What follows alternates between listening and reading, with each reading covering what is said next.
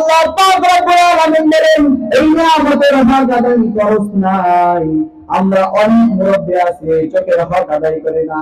আল্লাহ পাক রব্বুল আলামিন আপনাকে আমাকে হিদায়াতের জন্য আমাদের একটা কিতাব দিল কোরআন।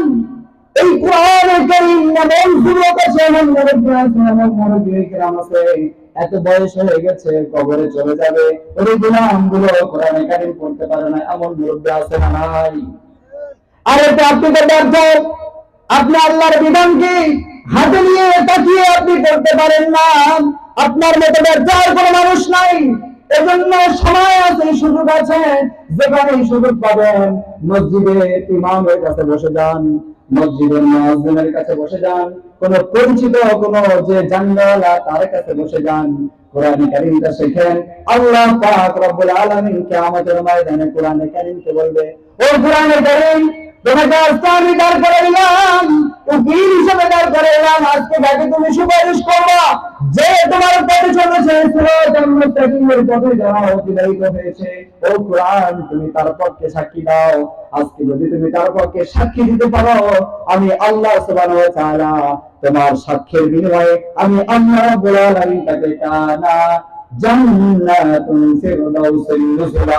সুবহানাল্লাহ।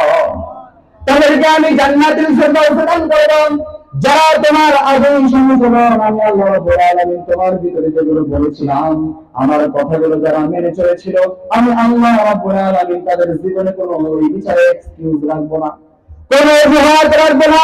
আল্লাহ রাব্বুল আলামিন সামান্য যখন দেখবে কোরআন আপনাকে সাপোর্ট করছেন, কোরআনকে আপনি মেনেছেন, কোরআনকে নিয়ে জীবন যাপন করেছেন, আল্লাহ পাক রব্বুল আলামিন কোরআনের সাপোর্ট করার কারণে, কোরআন সাক্ষ্য দেওয়ার কারণে ওই কিয়ামতের ময়দানে করে দিলাম আপনার বিচারটা আসান হয়ে যাবে, সহজ হয়ে যাবে।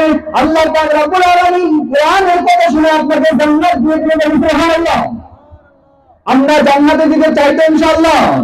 ইনশাআল্লাহ। আল্লাহ পাক রব্বুল আলামিন আমাদেরকে জান্নাতে যাওয়ার তৌফিক দান করো। এজন্য কোরআন মানার দরকার আছে না নাই? আরো জোরে বলতে হবে, আছে না নাই?